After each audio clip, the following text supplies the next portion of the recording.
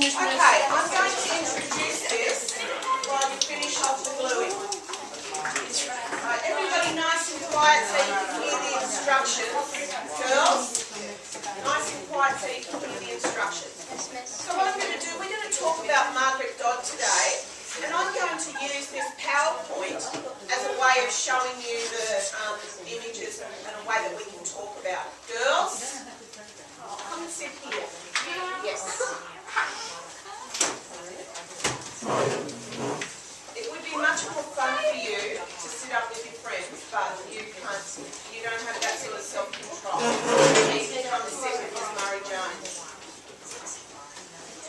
Okay, so we're going to use. I've given you some notes pages, girls. Do I need to shift another person out of there?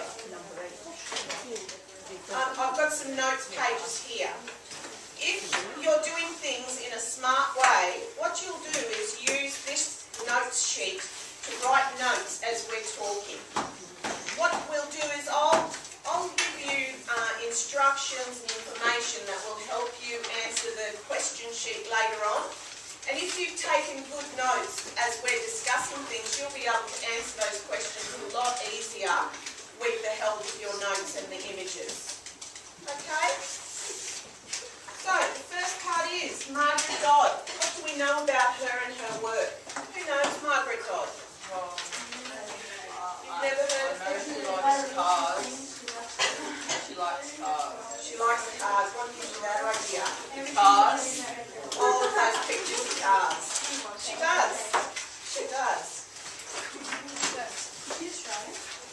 She is an Australian artist, and we'll talk about why she uses the cars in a minute.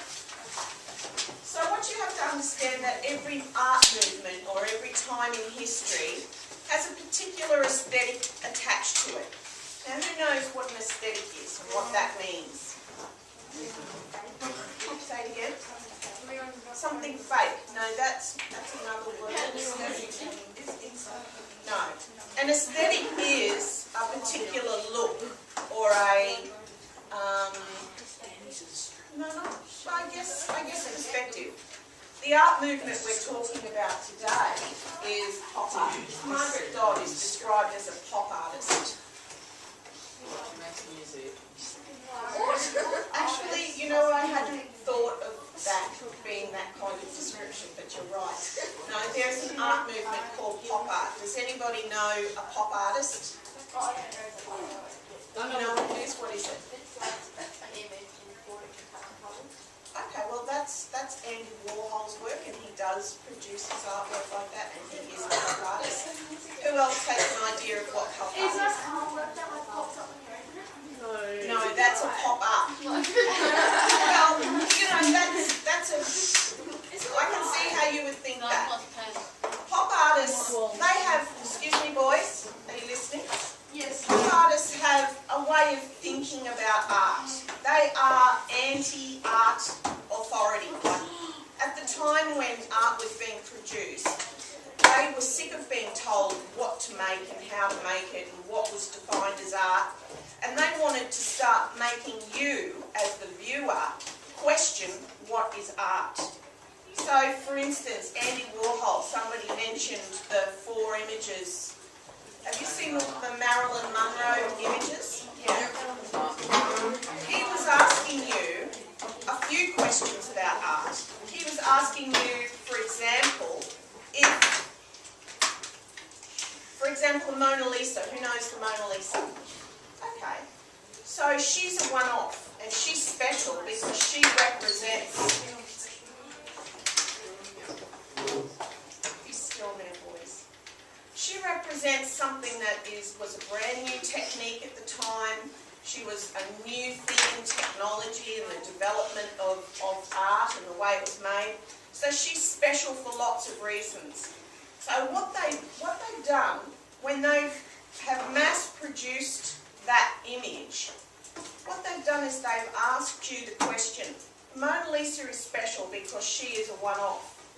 If you can make lots and lots of copies of her, if you can make a poster to put in your lounge room where she's no longer, you know, just a pride of place in a museum or a gallery, is she still special?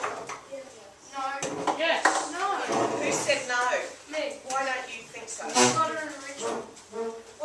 original is still an original, isn't it?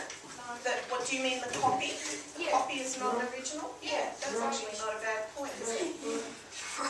So, apparently the US took that Mona Lisa and they tried to and put it in force. sorry, hold that thought. Excuse me, boys, somebody else is speaking, and come and sit down here with Miss Murray Jones as well. Sorry, go on. I was reading an internet page and it said that they took the Mona Lisa from the thing and then they replaced it with a really well done copy and they put it in Fort Knox. They put it in Fort Knox. I'm not 100% sure. The actual Mona Lisa is hanging on a place called the Louvre in Paris. Is it that big glass pyramid? Oh, it is. It is. You're right. It is just like that. There's a glass pyramid on the top, and it presents light. When you walk through the Louvre, it is the most beautiful, beautiful place. It houses all the old masters, and but the way that they display it is absolutely divine. You walk up marble stairs, and at the top of the stairs, you've got this beautifully lit marble statue or sculpture, and it's all natural light. It's not harsh horse light, and all of the corridors are all ornately decorated and painted. It is a really beautiful place. So yeah, the Mona Lisa is held in the Louvre, and so what pop artists have done is tried to ask you questions about the value of art and what we think is art and what the value of it is, and is it still valuable if we can make lots of copies? Is it still valuable if there's more, if we alter it in some way, if we change it? So Margaret Dodd is described as a pop artist. So what do you think about her work that would make her a pop artist? You have a look at that.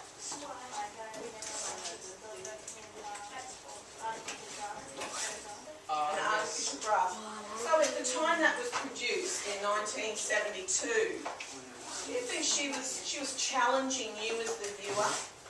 What is it art if you put a hunk of grass on your ceramic piece? Do you think she's asking you that question? I don't understand. You don't understand what? Why would you put grass on a holder?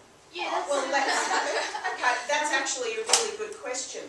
Why would you put grass on a holder?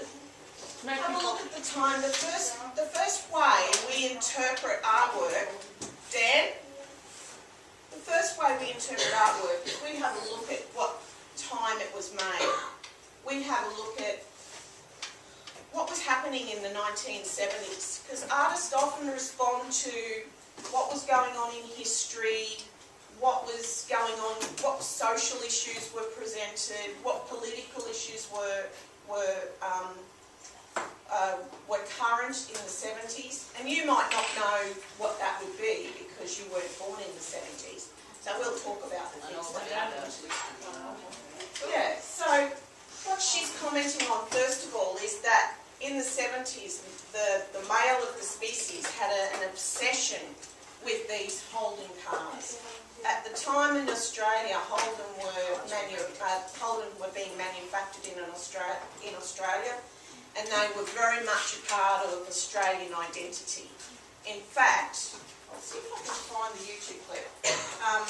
In fact, there was an ad at the time. There was an ad at the time that was all about Australian identity. Dan, I'm going to get you to come and sit down here too now. Thanks, mate.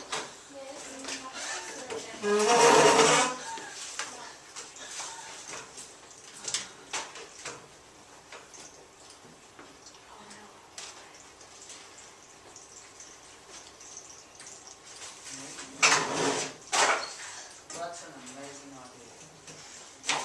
So, in the 70s, this ad or this concept was very familiar to most of us. Do you remember this, Jenny? I sure do. Yeah. Holden cars, I remember racing this. cars in Hungary.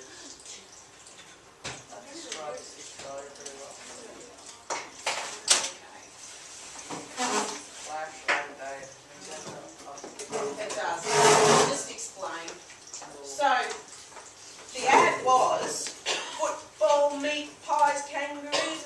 with cars. You remember that? And it was very much centred around what